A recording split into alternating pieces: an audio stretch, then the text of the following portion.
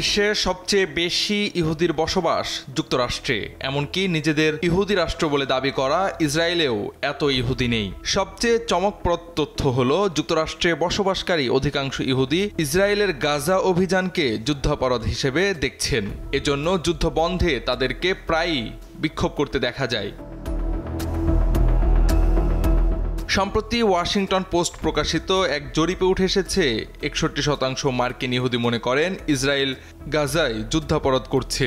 শুধু তাই নয়, প্রতি 10 জনের 4 জন ইসরায়েলকে গণহত্যাকারী হিসেবে বিবেচনা করছেন। অর্থাৎ মধ্যপ্রাচ্যে ইসরায়েল যেভাবে গাজায় হামলা চালিয়েছে তা নিয়ে বিশ্বজুড়ে যেমন নিন্দার ঝড় উঠেছে, তেমনি এর বিরুদ্ধে সরব হয়েছেন ইসরায়েলের সঙ্গে ধর্মীয় পরিচয়যুক্ত বহু মানুষও। জরিপে ইসরায়েলের প্রধানমন্ত্রী বেনিয়ামিন নেতানিয়াহুর প্রতি মার্কিন ইহুদিদের মনোভাব নিয়ে গুরুত্বপূর্ণ একটি দিক উঠে এসেছে। দ্য জেরুজালেম পোস্টের তথ্য অনুযায়ী 68% ইহুদি নেতানিয়াহুর প্রতি নেতিবাচক মনোভাব পোষণ করেন। তাদের মধ্যে 48% মনে করেন নেতানিয়াহুর নেতৃত্ব নিম্নমানের।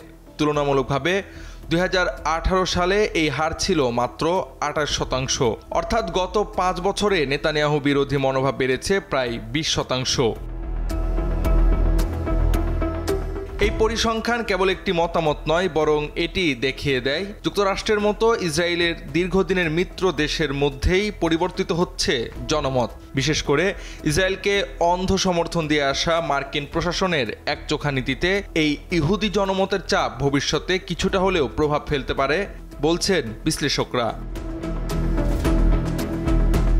ওয়ার্ল্ড পপুলেশন রিভিউয়ের 2023 সালের তথ্য অনুযায়ী যুক্তরাষ্ট্রে ইহুদির সংখ্যা 74,60,000 আর ইসরায়েলে বসবাস করেন প্রায় 74,27,000 ইহুদি। এ তথ্য স্পষ্ট করে যে শুধু ভৌগোলিক অবস্থান নয়, চিন্তাভাবনার ক্ষেত্রেও এখন স্পষ্ট বিভাজন তৈরি হয়েছে ইহুদি জনগোষ্ঠীর মধ্যে। ইসরায়েলের কর্মকাণ্ড যে শুধু মুসলিম বিশ্ব নয়, স্বয়ং ইহুদিদের মধ্যেও বিরূপ প্রতিক্রিয়া তৈরি করছে তা আর অস্বীকার করার উপায় নেই।